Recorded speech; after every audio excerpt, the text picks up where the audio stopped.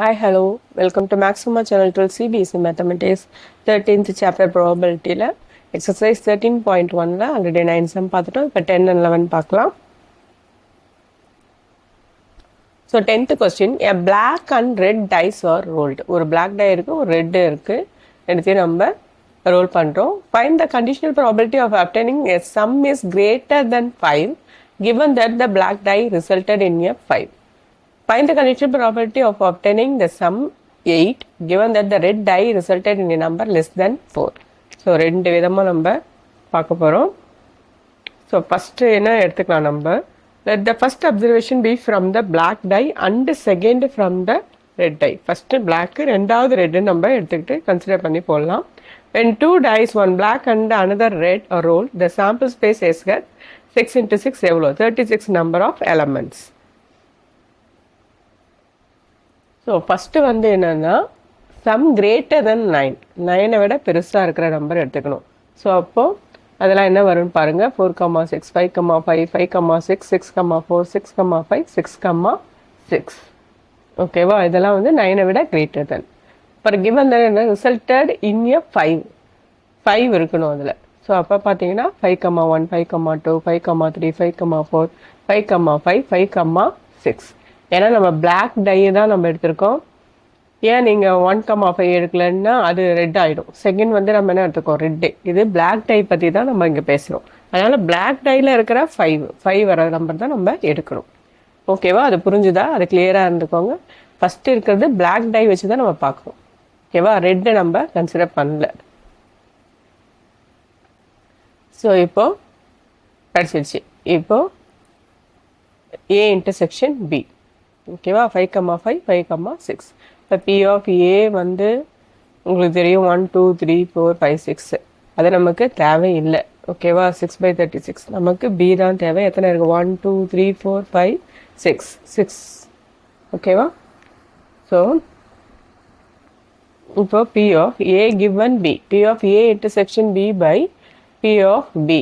பாருங்க, இது printing mistake 36 தான் இது. ஓகேவா, 35ன்னு போட்டிருக்கு, 36ன்னு மாற்றிக்கோங்க. 36 கேன்சல் ஆகிடும், 2/6 ஆகிடும், 1/3 ஆகிடும்.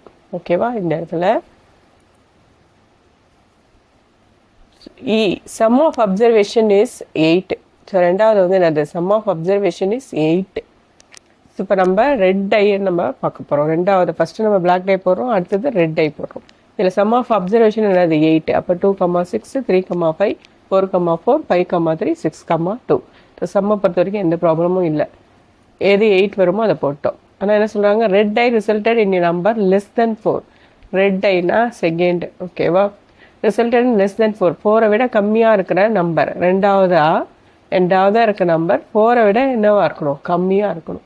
ஓகேவா, அப்போ 1,1 1,2 1,3 2,1 2,2 2,3 3,1 3,2 3,3 4,1 4,2 4,3 5,1 5,2 5,3 6,1 6,2 6,3. ரெட்டு வந்து செகண்டு. ஸோ செகண்ட் மட்டும் தான் நீங்கள் கான்சன்ட்ரேட் பண்ணணும். இப்போது இ இன்டர்செக்ஷன் எஃப் என்னன்னு பார்த்தீங்கன்னா 5,3 6,2. ஸோ பி ஆஃப் எஃப் தான் நமக்கு தேவை. மொத்தம் எத்தனை இருக்குது 18 இருக்குது. 18/36. பி இன்டர்செக்ஷன் எஃப் வந்து என்னது 2/36. ஸோ கண்டிஷனல் ப்ராபபிலிட்டி உங்களுக்கு தெரியும்.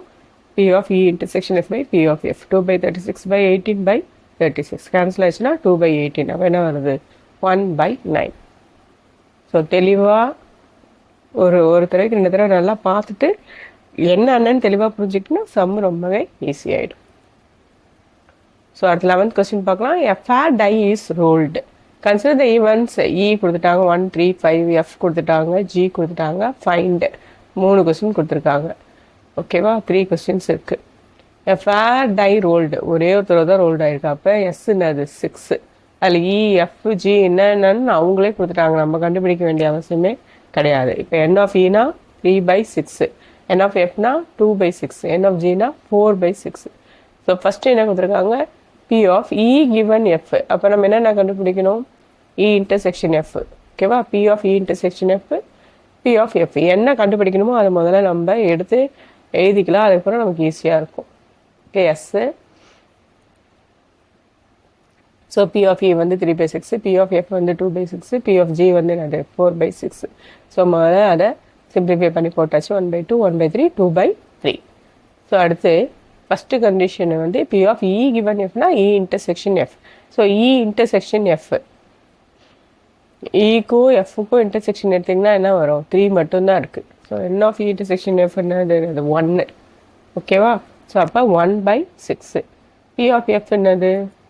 1/3. ஸோ 1/6 by 1/3 ரெசிப்ரோக்கல் எழுதிங்கன்னா 2/6, 3/6, 1/2ன்னு வந்துடும். ரெசிப்ரோக்கல் எழுதிங்கன்னா 3/6, 1/2 வந்துடும். ஓகேவா? அதுலேயே அடுத்து திரும்ப என்ன கேட்குறாங்க? எஃப் கிவன் இ. எஃப் கிவன் இனா ஸோ இதே தான் வரும். பி ஆஃப் எஃப்க்கு பதிலாக இங்கே என்ன வரும்? P of E. P of E already 3 ஒன்று, அது 1/2. ஸோ ரெசிப்ரோக்கல் எடுத்தீங்கன்னா 2/6, 1/3. ஸோ அடுத்தது செகண்ட் கொஸ்டினில் இ கிவன் ஜி.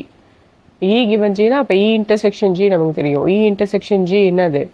இக்கும் ஜிக்கும் இன்டர்செக்ஷன் பார்த்தீங்கன்னா என்ன வருது? 3,5. ஓகேவா? அப்போ 2/6ன்னு வரும். 2/6, 1/3. ஸோ இங்கே B of E intersection G by B of G already கண்டுபிடிச்சி வச்சுருக்கோம் 2/3. ஸோ ரெசிப்ரோக்கல் எடுத்திங்கன்னா 3, 3 கேன்சல் ஆகிடும், 1/2. அப்புறம் G given E. G given E என்ன? பி ஆஃப் இ அதுவும் நம்ம கண்டுபிடிச்சி வச்சுருக்கோம். ஸோ 1/3, 1/2 ஆன்சர் பண்ணிங்கன்னா 2/3 ஆயிடுச்சு. இப்போ தேர்ட் ஒன் பார்க்கலாம். தேர்ட் ஒன் இ யூனியன் எஃப். அதனால் நம்ம பயப்படவே தேவையில்லை. இ யூனியன் எஃப் கண்டுபிடிச்சிட்டு அதுக்கப்புறம் என்ன பண்ணணும்? E union F intersection G போடணும் பை பி ஆஃப் ஜி.